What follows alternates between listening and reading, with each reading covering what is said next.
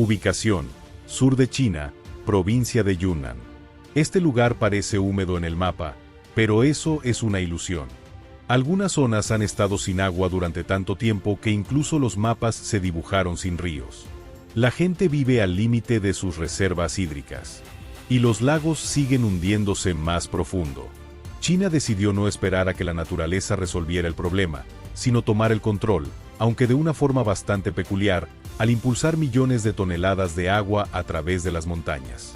Casi toda la ruta del agua son túneles que corren bajo tierra, más profundos que muchas minas. Y no solo están perforando. La presión de la roca allí es tan intensa que el equipo normal simplemente colapsa. El costo ya ha superado los $12.000 millones, pero no hay alternativa.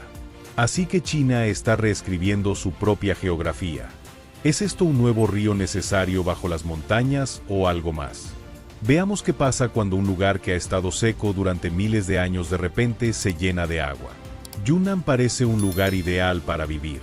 Montañas, un clima húmedo, ríos gigantes por todas partes. Pero justo en el corazón de esta provincia, el agua desaparece más rápido de lo que llega. Y aquí comienza la paradoja más extraña de la región. La gente vive junto a algunos de los ríos más grandes de Asia, pero apenas pueden acceder a ellos. Las lluvias llegan de golpe, como si intentaran entregar el agua de todo un año en un solo día. Pero el agua se escurre igual de rápido, bajando a valles y cañones, dejando a la gente con un remanente mínimo que ni siquiera dura una estación. Y lo principal es esto: 4 grandes ríos rodean el centro de Yunnan, y cualquiera de ellos podría resolver el problema en una noche. Pero todos están demasiado profundos. El río Jinsa tiene suficiente agua para abastecer a medio país, pero corre por un desfiladero que el centro de Yunnan simplemente no puede alcanzar. El río Yuan se desborda en la temporada de lluvias como si no tuviera orillas. Pero toda esa agua pasa de largo por las zonas secas en las laderas. El río Nampan transporta volúmenes enormes también. Pero igual corre por cañones que lo aíslan de los lugares donde la gente realmente vive. Y el río Lancang, el futuro Mekong, cae a profundidades tan extremas que los locales solo lo ven desde arriba. Es agua que no pueden tocar. Hay abundancia de agua aquí, pero ninguna donde la gente reside. Y por eso, la región ha empezado a vivir al borde del abismo. La población no deja de crecer. Las ciudades se expanden y la industria solo llega donde puede contar con agua estable, no con estaciones lluviosas caóticas. Kunming, Yuxi, Kujing, Linkan, Dali. Estas áreas producen casi el 70% del Producto Interno Bruto total de la provincia. Pero cada nueva fábrica, cada parque industrial, cada proyecto de construcción comienza no con un plan, sino con una pregunta: ¿tenemos suficiente agua? ¿O estamos arriesgando cerrar todo? Y eso no es una exageración. Para muchas industrias, el agua no es solo un recurso, es parte del mecanismo. Sin agua, no hay línea de producción, no hay empleos, no hay ingresos fiscales. En los meses secos, las fábricas literalmente compiten con las granjas, y cada decisión se convierte en una cuestión política. Mientras tanto, la agricultura sigue expandiéndose. Yunnan no es la región agrícola más grande, pero es una de las más sensibles. Los sistemas de arroz necesitan un ritmo perfecto de agua. Té, verduras, maíz, nada tolera interrupciones. Un fallo significa una temporada perdida. Las autoridades intentaron compensar la escasez. Construyeron embalses, perforaron pozos, reforzaron canales. Pero los recursos locales resultaron limitados. En algunas zonas, el agua subterránea comenzó a secarse más rápido de lo que se recuperaba. Los lagos, que forman la columna vertebral ecológica de la región, a menudo esperaban un reabastecimiento que nunca llegaba. Así que la región que debería estar expandiéndose necesita desesperadamente un recurso que se niega a aumentar. El agua dejó de ser una parte invisible de la infraestructura. Se convirtió en un freno para toda la economía. Yunnan terminó en una trampa. Sin agua, no hay ciudades. Sin ciudades, no hay industria. Sin industria, no hay dinero para nuevos proyectos hídricos. Lo que necesitaban era un paso lo suficientemente audaz para cambiarlo todo. Túnel tan necesario. Cuando quedó claro que Yunnan no podía seguir viviendo con su agua llegando gota a gota, las autoridades comenzaron a buscar una solución que no solo agregara otro embalse, sino que alterara la geografía misma. Y después de 16 años de estudios, debates, borradores y callejones sin salida, surgió un plan que al principio parecía loco. Tomar agua de un río cerca de Lijiang y empujarla a través de las montañas hacia la parte más seca de la provincia. La futura ruta del agua se extenderá 412 millas. Y casi todas no son canales o líneas superficiales, sino pasajes subterráneos que deben cortar Yunnan como una arteria gigante oculta. Y aquí es donde se entiende por qué el proyecto cuesta 12.000 millones de dólares. Yunnan no es terreno plano. Es un paisaje quebrado, como una hoja de metal arrugada donde cada pliegue es un acantilado, una pared rocosa o una falla. Para que el agua pase por todo eso, solo había una opción realista: túneles. Para este proyecto, trajeron equipo que nunca se había usado en condiciones como estas. La máquina principal es el complejo de perforación Hongyi, casi 33 pies de diámetro y más de 2.000 toneladas de metal. Fue diseñada para la geología local como un arma. Sistemas de predicción de rocas, sensores de acuíferos, estabilizadores de frente, módulos para separar lodo y agua, todo para que el túnel no se inundara ni se aplastara. La segunda máquina, Yunling, trabaja en roca dura donde la presión es mayor y los errores cuestan más. Maneja secciones que parecen una pesadilla para un geólogo.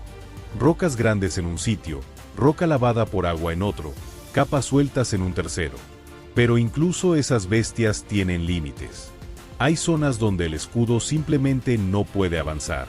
Capas demasiado blandas, fallas demasiado peligrosas, roca demasiado inestable. Y allí, los chinos hacen lo que se hace solo en los sistemas geológicos más duros. Cambian a perforación y explosión. Docenas de microcargas detonan la roca en un horario estricto. Cualquier error y una sección entera del techo se derrumba. Una de las secciones más difíciles es el área alrededor de la cadena montañosa Xianglusan. Para alcanzar la elevación planeada aquí, tuvieron que bajar casi 6 millas. Uno de los pozos desciende a 2.760 pies. Pero hay lugares donde la profundidad se vuelve aún más aterradora, 4.760 pies desde la superficie hasta el punto de trabajo. Eso ya es territorio de minas de alto riesgo, no un túnel hidráulico. A esa profundidad, el aire es más frío que en un desfiladero invernal. Las paredes gotean con condensación y la roca está desgarrada por cavidades kársticas. El sonido allí abajo es sordo. La montaña casi parece que está escuchando lo que hacen las personas. Y eso no es lo peor. En algunos lugares, la profundidad máxima de trabajo es la misma, 4.760 pies. Y las condiciones allí son aún más ásperas. Un día de trabajo aquí es básicamente una batalla lenta, paso a paso, con una geología compleja. Las rocas vienen en capas, parches sueltos con uniones débiles, zonas de fallas, piedra caliza fragmentada.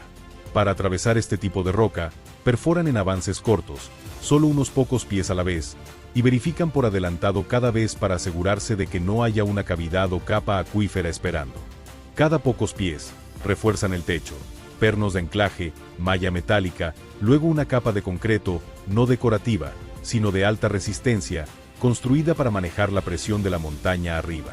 En áreas débiles, instalan estructuras de marco. Parecen jaulas de acero que sostienen el túnel para que no se apriete. En algunos lugares, la roca está tan viva que el refuerzo se coloca justo después de la explosión, sin dar a las paredes ni una hora para estar desnudas. Pero eso no es todo. Debido a las caídas de elevación, no puede simplemente sacar la roca hacia arriba. La descargan por galerías inclinadas donde cae hacia abajo, dejando un rastro polvoriento. Y donde la caída es demasiado grande, usan pozos verticales. Levantan roca por ellos y bajan materiales de la misma manera. En promedio, hasta 40 viajes por turno. El concreto también tiene su propia personalidad. En segmentos empinados, comienza a separarse, así que lo alimentan con transportadores de banda, uno bajando, uno subiendo. A veces tienen que agregar mezcla en el camino para que no pierda densidad. Y todo esto ocurre bajo supervisión constante. Cientos de sensores de presión, deformación y geofísica. El túnel se verifica cada pocos pies. Porque en Yunnan, la geología cambia tan rápido que parece que cada montaña tiene su propio sistema nervioso. Sin embargo, es importante recordar que el proyecto no es solo túneles. El agua también se moverá por terreno abierto en las montañas donde el paisaje finalmente se nivela. Los chinos están construyendo 17 acueductos. Cada uno debe colocarse en el suelo para que resista la presión dinámica del flujo. Una grieta en un soporte y la carga se transfiere al siguiente. Los errores simplemente no son una opción aquí. Por eso los soportes son masivos, sobredimensionados, y los conductos mismos están cerrados para que el agua no se desvíe y cree vibraciones. Encima de los acueductos, también hay canales abiertos en alrededor de 15 secciones donde el agua corre por zanjas de concreto, pasando de un túnel a un segmento abierto y de vuelta. Estas transiciones son un desafío de ingeniería separado. Hay que alinear puntos de elevación, reducir la velocidad del flujo para que no perfore el fondo del canal. En spots propensos a deslizamientos, los canales se colocan en muros de contención y en curvas montan bolsillos absorbentes de energía para que el flujo no erosione el concreto. Y todo esto converge en un lugar, la estación de bombeo subterránea Sigu, escondida dentro de la montaña como un hangar subterráneo. Su longitud es de unos 720 pies. Altura casi 164 pies. Dentro hay 12 bombas, de 40 megavatios cada una, y todas elevan el agua a la altura de un rascacielos. La estación no opera como una simple tienda de bombas. Es un sistema completo de múltiples pasos. Primero, las unidades de INTAC envían el agua a una separación primaria, removiendo escombros grandes y sedimentos que podrían venir con el río. Luego, el flujo pasa por cámaras de distribución donde igualan la presión para prevenir saltos repentinos. Solo entonces el agua va a las bombas que la fuerzan al túnel de presión. El suministro de energía de la estación es una instalación separada.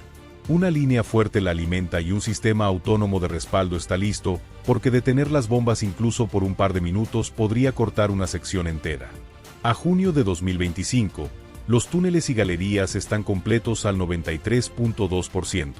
Túneles adicionales y estructuras auxiliares al 77.8%. Prometen la finalización y lanzamiento para algún momento en 2026. Y entonces la parte central de la provincia literalmente florecerá ante tus ojos. Recibirá 898.000 millones de galones de agua cada año, yendo a todo, desde la agricultura hasta la industria. ¿Significa eso que el proyecto es perfecto? No.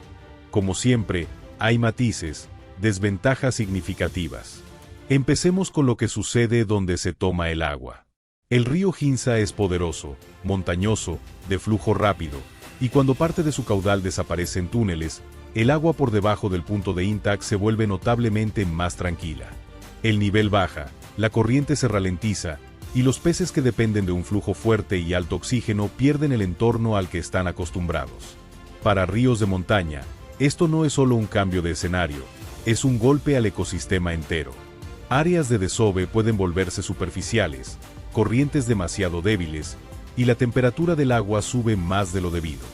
En condiciones como estas, incluso especies resistentes comienzan a perder terreno. Mientras el flujo se reduce en un lugar, en otro aparece de repente donde nunca existió. Y eso no es un regalo para la naturaleza tampoco.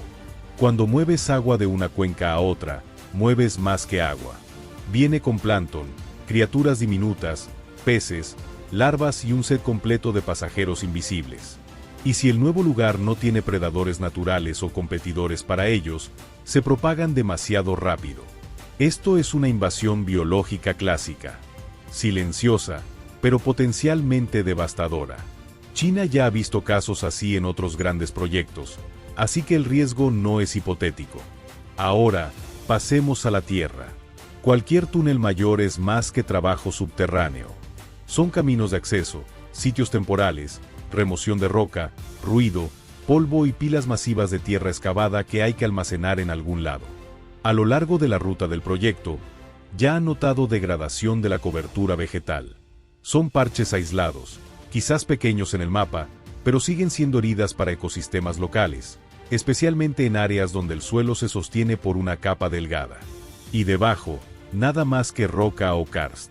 Allí, cualquier disturbio aumenta el riesgo de deslizamientos, sumideros y cambios en flujos subterráneos. El karst merece mención aparte.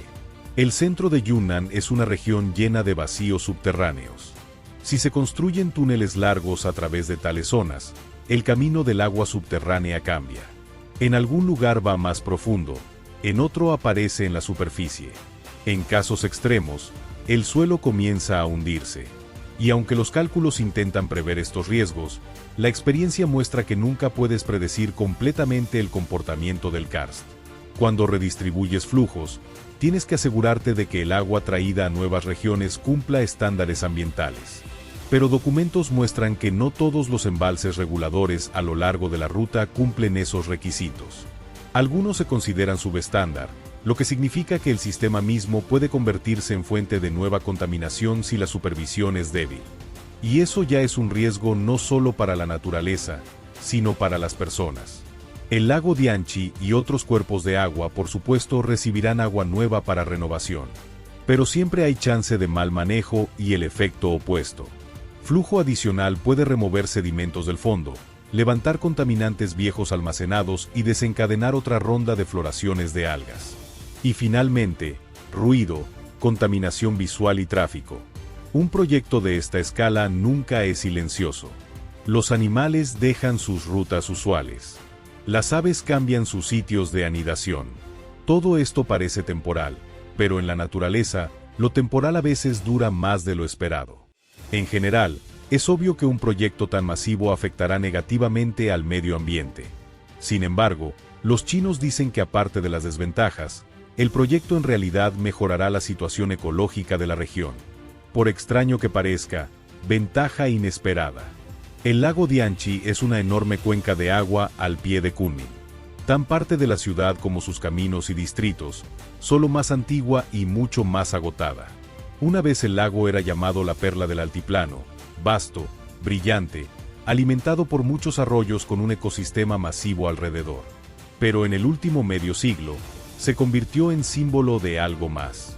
La presión del desarrollo humano llevada demasiado lejos. La ciudad creció demasiado rápido. La industria explotó. Las aguas residuales iban donde era más fácil, no donde era correcto. Dianchi recibió el golpe. El agua se oscureció, se calentó bajo el sol y se llenó de nitratos y fosfatos. Algas verde azuladas cubrieron la superficie tan espesas que parecía que alguien había tirado una manta verde sobre el lago. Por estándares chinos, su condición cayó a un nivel considerado inaceptable, incluso para uso industrial. Para un lago tan grande, eso no es exageración. Es un hecho simple, significando que el ecosistema apenas se sostenía. Kunming no podía solo quedarse mirando cómo su fuente clave de agua se convertía en un pozo de residuos. El primer gran paso hacia revivir el lago fue el proyecto de desviación de agua del río Niulan. Se lanzó en 2013 y para su época, parecía una maravilla de ingeniería a gran escala. Imagínalo. Agua del embalse del río Niulan a cientos de millas, tirada a lo largo de una cadena de canales, entrando a Kunming por el canal Panlong, literalmente viajando a través de la ciudad, y solo entonces vertiéndose en el borde norte de Dianchi. Eso no es una desviación simple. Es un reinicio físico de un sistema que había dejado de actualizarse hace tiempo. Alrededor de 149.000 millones de galones de agua comenzaron a fluir al lago cada año. Y por primera vez en décadas, el lago realmente empezó a moverse.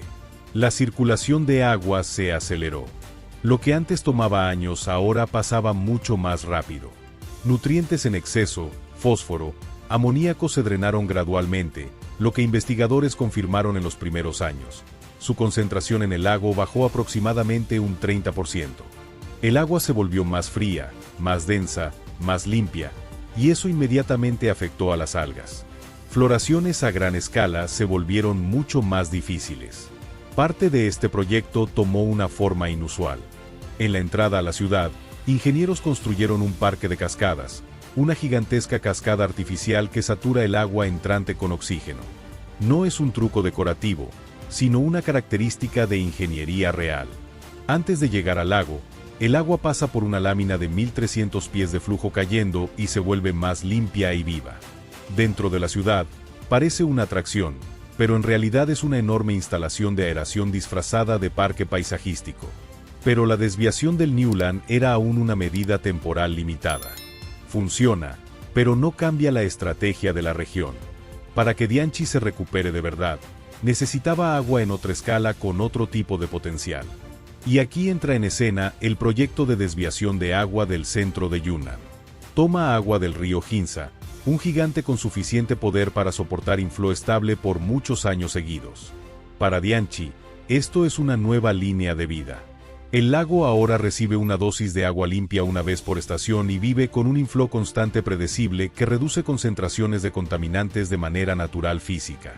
Esta agua acelera la circulación en el lago, mejora el lavado, diluye nutrientes y hace el ecosistema menos dependiente de cada overflow en el drenaje. No cancela el valor de plantas de tratamiento y no reemplaza la restauración de humedales, pero transforma la lucha por Dianchi de intervenciones de emergencia en recuperación a largo plazo.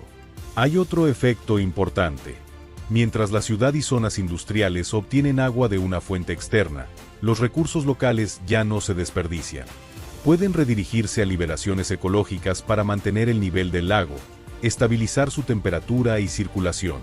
Lo que solía ser un compromiso constante, gente o naturaleza, ahora puede manejarse de forma diferente.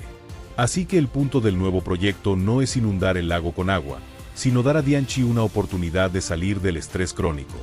Es una continuación de la estrategia que comenzó con el Newland, solo ahora la escala coincide con la del problema. Es increíble que un proyecto tan masivo realmente ayude a la ecología hídrica de la región. El agua viaja 373 millas a través de montañas y aún logra ayudar tanto allá como aquí. Pero para China, el proyecto de desviación de agua del centro de Yunnan es solo una pieza de demostración, un ensayo, una prueba. Hay otro proyecto que es mucho más complejo y mucho más grande. El proyecto global más ambicioso. El sur de China siempre ha sido rico en agua mientras el norte, por el contrario, sufre sequías y agotamiento de aguas subterráneas. Para unir estas dos realidades, se lanzó en 2002 el proyecto de transferencia de agua sur-norte, o SNWTP, un sistema de 3 rutas, la ruta oriental, la central y la occidental.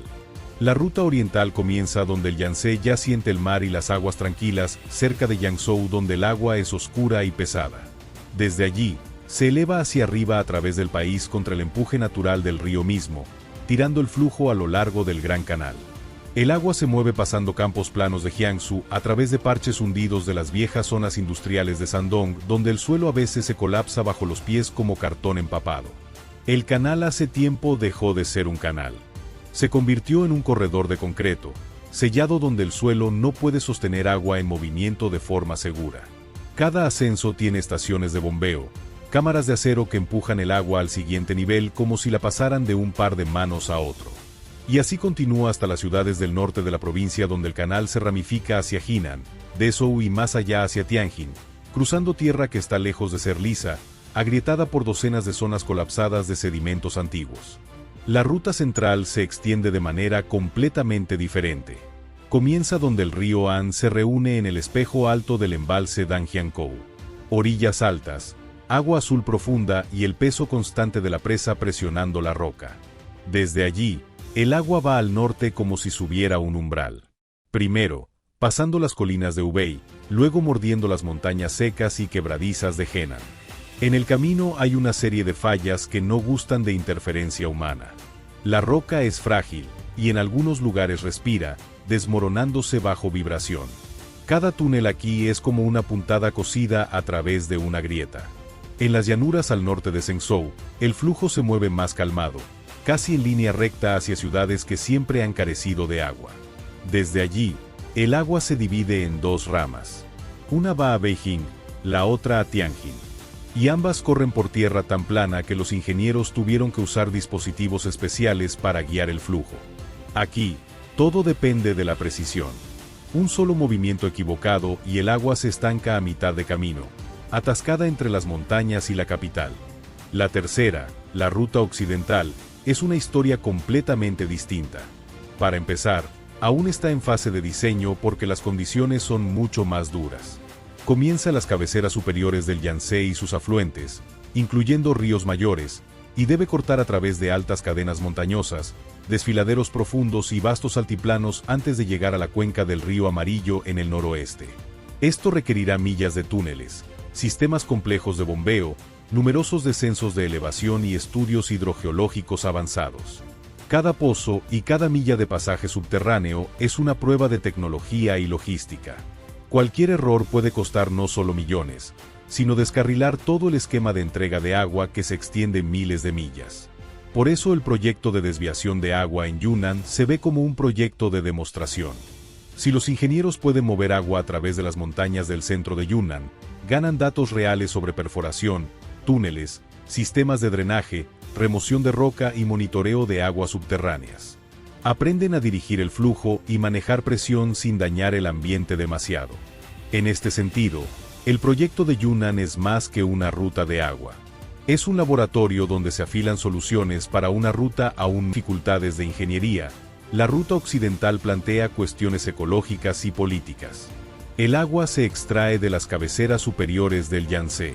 Así que deben preservarse flujos mínimos para mantener ecosistemas de ríos donantes, proteger generación hidroeléctrica y evitar invasiones biológicas cuando organismos y peces se transportan de una cuenca a otra.